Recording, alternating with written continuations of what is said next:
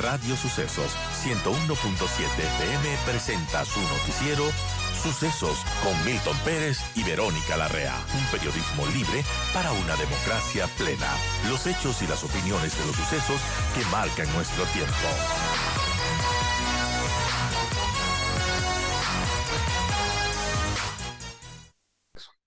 Está con nosotros el ministro de Gobierno, Henry Cucalón. Señor ministro, gracias por acompañarnos hoy en un día de mucha expectativa, ¿no?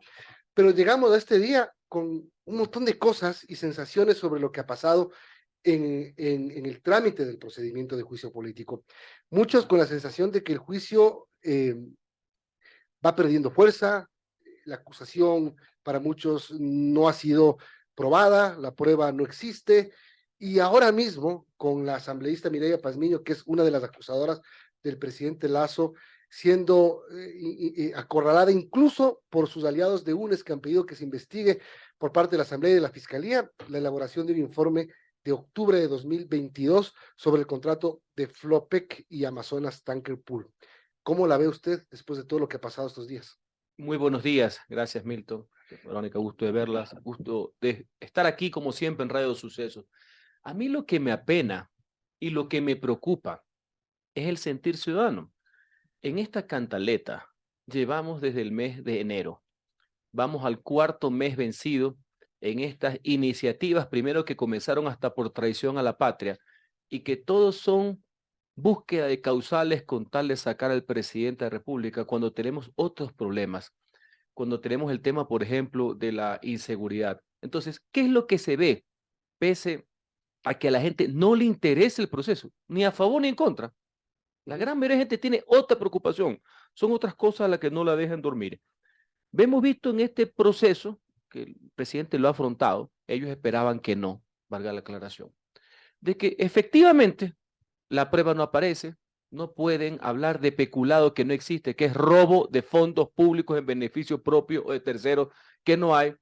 Se ha esgrimido todo lo relacionado al tema de Flopec, contratos del gobierno pasado, cómo el gobierno se ha sujetado a las recomendaciones técnicas de la Contraloría, que en ningún caso señalaban terminación de contrato, como creo que se equivocaron en los antecedentes del dictamen de la Corte Constitucional.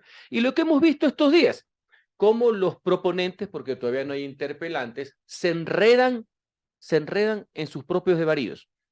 La asambleísta que usted menciona, que hace informes que dicen exactamente lo contrario de lo que ella ahora está acusando, porque eso fue lo que les quedó de la calificación de admisibilidad de la Corte, el caso menos burdo en español al que tiene la Corte Constitucional. Entonces, nosotros lo que queremos es que la verdad brille.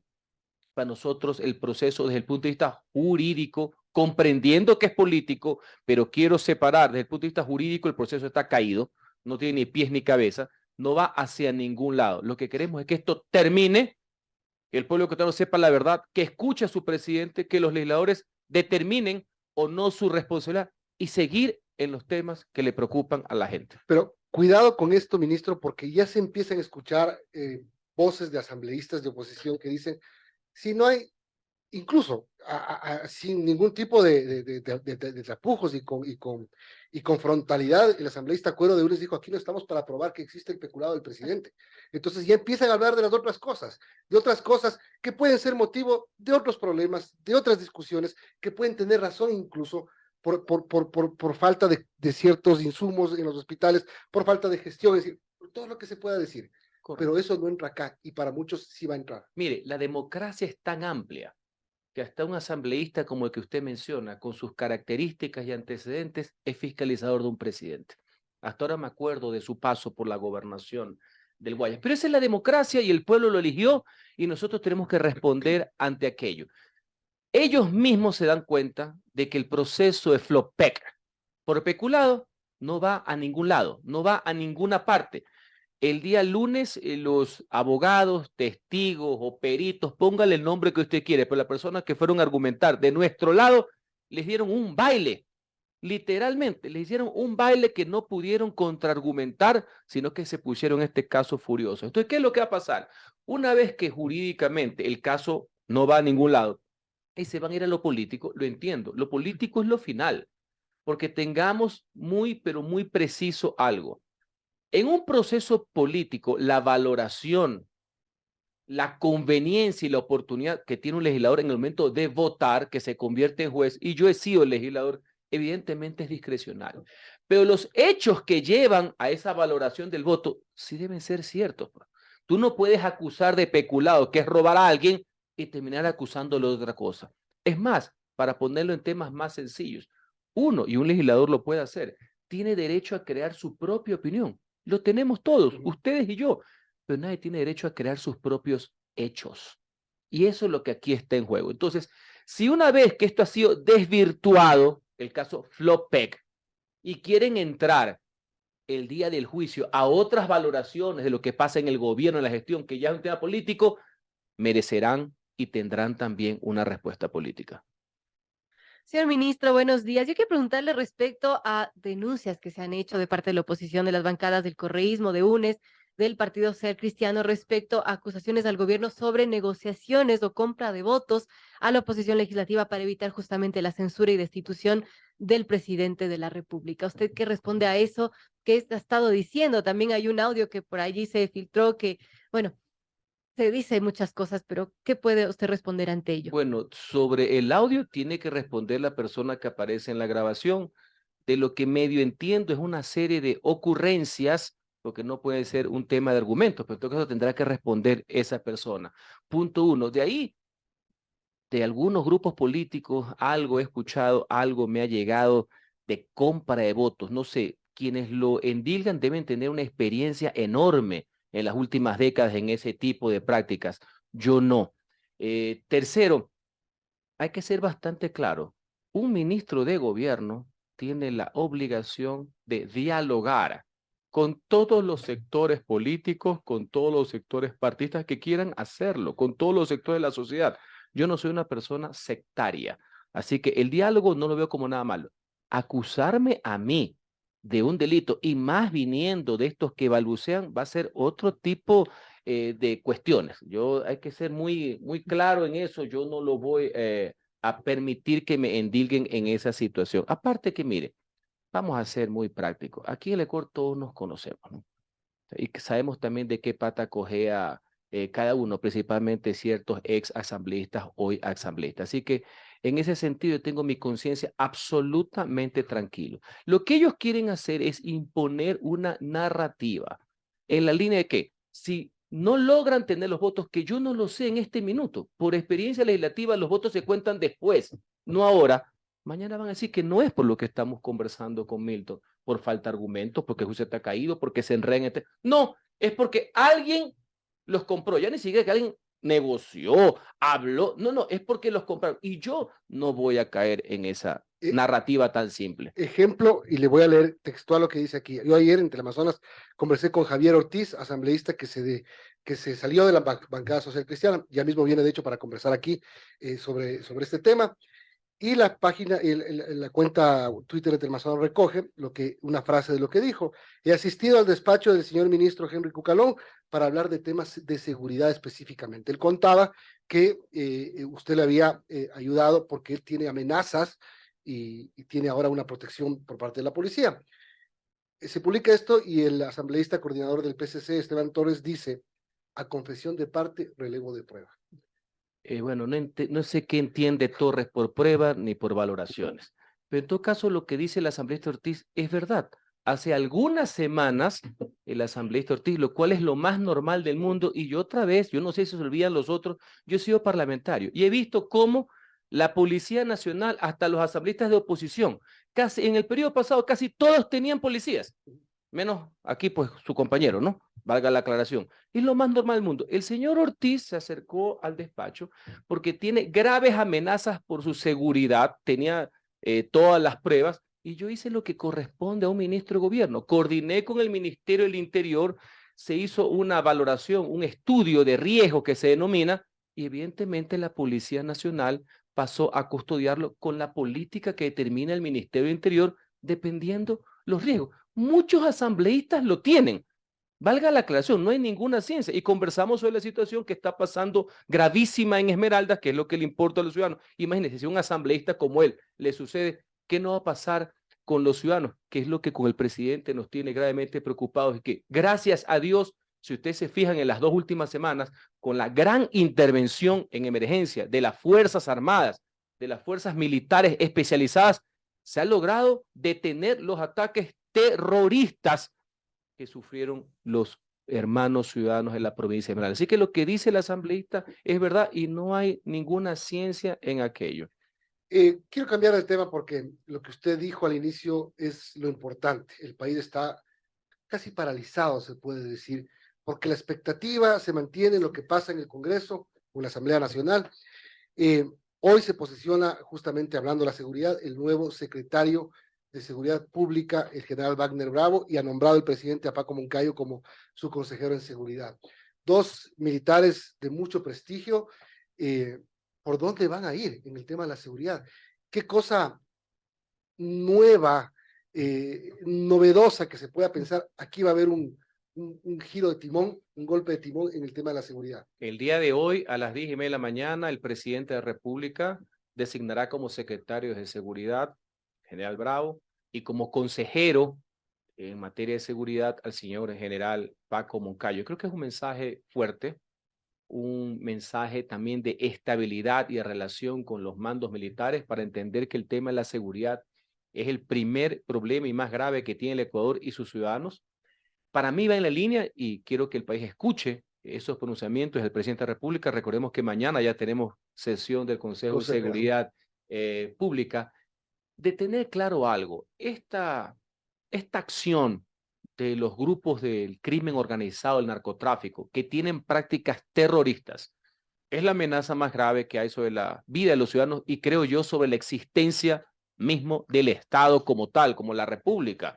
Y eso amerita otro tipo de intervenciones. Esto tiene varias aristas. Una es la que hemos venido tramitando y creo yo en una gran unión suprapartidista, supraideológico en la Asamblea Nacional para que las Fuerzas Armadas puedan intervenir en la seguridad interna sin necesidad de esta emergencia, porque para materia de narcotráfico, crimen organizado y terrorismo, ya esto lamentablemente es un estado permanente. Esa es una arista. 2, ¿cuál sería o cuál es el nuevo rol, la nueva misión? Eso es importante tener claro, la nueva misión posguerra, post-tratado de paz, que deben tener las Fuerzas Armadas para este peligro que es interno. Ya no es la amenaza externa de la heredad territorial, que era la figura clásica, sino cómo estos delitos transnacionales que terminan en actos terroristas por parte de estos grupos criminales, y así debe tratarlos el Consejo de Seguridad Pública, van a ser enfrentados con toda la fuerza, con todo el armamento letal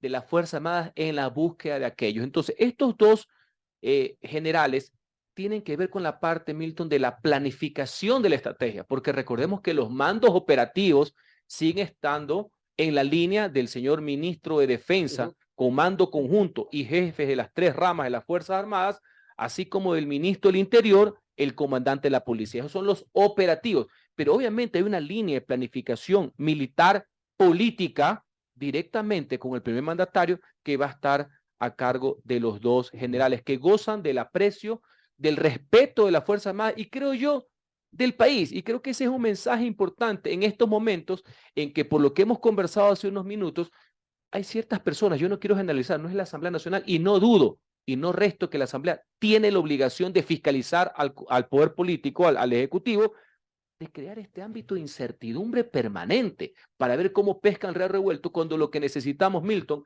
es un gran acuerdo mínimo, básico, que yo siempre he defendido desde mi primer día en el ministerio, que debe ser en torno a la seguridad. En todo lo demás, yo comprendo que haya divergencias, que no nos pongamos de acuerdo, pero en esto, señores, tengamos una política pública de Estado con el gobierno a la cabeza.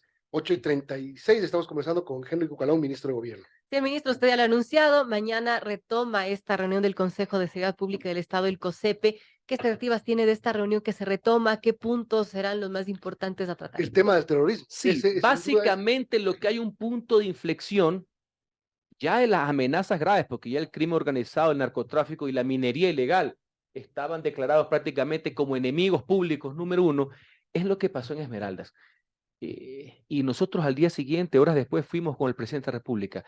Ese hecho, que estas bandas criminales hayan asesinado al azar a 9 humildes pescadores del puerto Esmeralda solo para enviar un mensaje de terror, para que haya una sumisión por parte del Estado y de los ciudadanos a sus intereses, evidentemente criminales, marca un punto de antes y el después. Entonces, debe ser tratado esas actividades, esos grupos ya como un tema de terrorismo, que permite, entre otras cosas, yo estoy haciendo una declaración conceptual política, mental, desarrollo después, permite el accionar de forma distinta inclusive, no solamente por la sanción, terrorismo es un delito que está en el Código Penal, un accionar distinto de las Fuerzas Armadas. No sé si ustedes, bueno, sé como personas de medios de comunicación lo saben, el tipo de intervención que hubo en Esmeraldas después de eso, ya no es esperar el cometimiento, ya fueron las Fuerzas Armadas en pleno, en el buen sentido de la palabra, en la búsqueda de estos criminales, incito, y ojo, se logró la captura de algunos personajes importantes vinculados con este crimen, entre los cuales estaba el señor alias Coco, pero había también el otro señor que ni bien fue atrapado, Eso iba a decir. fue liberado por la justicia. Y aquí viene un tema importante que yo quiero resaltar, miren, y no estamos aquí permanentemente para quejarnos, etcétera, sino que la gente quiere soluciones. Yo rescato algo. Hace unas semanas, producto de una reunión que sostuvimos con el presidente de la Corte Nacional de Justicia, el doctor Iván Saquicela, quedamos que era imposible que el crimen organizado encuentre a un Estado desorganizado, porque esa es la victoria de ellos. Mientras estamos perdiendo el tiempo en un juicio político, cerca de 4 o 5 meses, ellos se ríen, siguen cometiendo delitos, y eso no es correcto. Entonces, quedamos en que todas las funciones del Estado, legislativa, judicial, en este caso, la Fiscalía, Defensoría Pública, el Ejecutivo, todos tenemos que trabajar en conjunto en una serie de precisiones de reformas legales para evitar este tipo de trafacías. Y ya la semana pasada, ustedes recordarán, en conjunto, yo representando al presidente, fuimos con el doctor Saquicela, donde el otro Saquicela, presidente de la legislatura, donde él también fue parte, y entregamos un primer gran producto, una reforma a la Ley Orgánica de Garantías Jurisdiccionales y Control Constitucional, donde jamás, yo jamás lo podría hacer, limitar derechos ni garantías, eso es irrenunciable, pero sí hacemos precisiones. Voy a poner un ejemplo, mi querido Milton, el tema que el habeas corpus no se puede convertir, pues, en un arma en contra de las sentencias penales, que es lo que ha venido sucediendo con este festín de habeas corpus a lo largo y ancho del país. Entonces, ¿qué es lo que yo quiero valorar y rescatar? ¿Cómo? Pese a las divergencias, porque usted comprenderá que las relaciones con el Saquicela, el doctor Saquicela, presidente de la Asamblea, con el Ejecutivo, a veces no han sido las mejores. Pero señores, en estos temas, a favor de la gente y de la seguridad, tenemos y podemos ponernos de acuerdo. Ahora, sí es un tema preocupante lo que pasa, ¿no? Usted dice, van las Fuerzas Armadas en pleno ya a buscar a los criminales que salen igual al día siguiente de las cárceles. Con un mal ejercicio, con una desnaturalización de las garantías jurisdiccionales que están hechos ¿para qué? Para frenar los abusos del Estado contra los ciudadanos, no para convertirlos en una herramienta de fomento del crimen, o que al revés, que el habeas corpus sirva para modificar la sentencia. ¿De qué sirve? Todas las reformas penales que se han hecho en los últimos años, de las cuales yo he sido copartícipe, donde hay penas que van hasta 40 años, donde se prohíbe que en delitos contra la vida, asesinato, violación, entre otras cosas, existe este régimen semiabierto que tú salías al 40%, al 60%, ahora no existe. Si mañana había habeas corpus, resulta ser que es viva la fiesta. Solamente dígame algo muy didáctico, ministro. Mañana se reúne el COSEPE, entonces lo que yo veo que va a pasar más o menos será esto. Convoca luego una rueda de prensa del general Wagner Bravo como nuevo secretario de Seguridad Pública y anuncia que la delincuencia organizada ha sido declarada como terrorismo. ¿En qué cambia la historia al día siguiente? Bueno, esa es algo muy importante porque es una decisión de Estado, ni siquiera de gobierno. El Estado trasciende a los gobiernos, cambia la forma de la actuación de la fuerza pública en la línea de las Fuerzas Armadas. Va también de la mano con la reforma a la Constitución, de cómo son tratados, buscados para llevarlos al proceso, porque no cambia el Código Penal, eso ya existe. Es importante, ¿por qué? Porque se necesita ese respaldo, ese enfoque. ¿Cuál es esa nueva misión? Justamente para saber que esto no es un tema como lo quieren hacer aparecer algunos, justamente para tenerlo así como que no lo quieren tratar, como que es solamente un tema de delincuencia común. No, señores, esto amerita toda la acción, tiempo, fuerzas, entre otras cosas, para tener al terrorismo nosotros limitados y no Pero ellos a nosotros. significa mayor uso de la fuerza, significa mayor número. Entre otras cosas, significa que la visión y el cambio de cómo va a ser tratado involucra, obviamente, la utilización de otros recursos, bajo el imperio de la ley, sí, para la búsqueda de estos señores que cometen actos terroristas, entre los cuales está, y la otra vez lo explicó muy bien el general Le Boyer, inclusive el uso de armamento letal. Ahora, si no hay reforma parcial en el tema de las Fuerzas Armadas, ¿se debilita esto? Porque la reforma parcial, además, de aquí estamos hablando de por lo menos 8 meses, si es que lo tratan rápido, porque tiene que haber una consulta. Ya estamos, esta semana, hoy día en la tarde voy a la Asamblea Nacional, ya está a punto el informe para hacer un debate, creo que hay una convergencia, creo que más allá que se han modificado algunos temas, lo cual me parece bien, eso es lo que tiene que hacer una asamblea como colegisladores, están dentro del tiempo que es mínimo 90 días y termina una consulta, que ojalá no entre la mano de la politiquería, pues, ¿no? Entendamos que esto es algo que trasciende al gobierno del presidente Guillermo Lasso.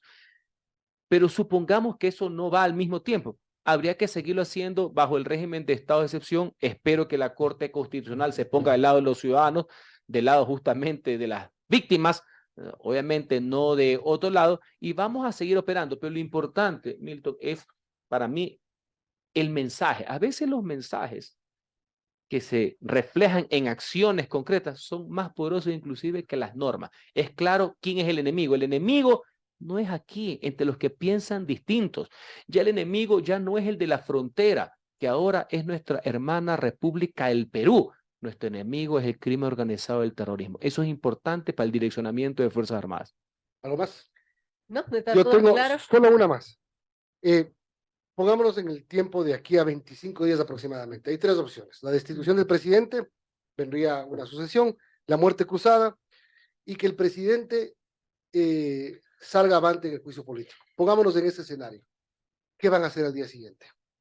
¿Qué cambio de timón? El día después debe ser la profundización de el accionar y de los cambios, básicamente en la línea de seguridad, que es lo que le interesa a los ciudadanos.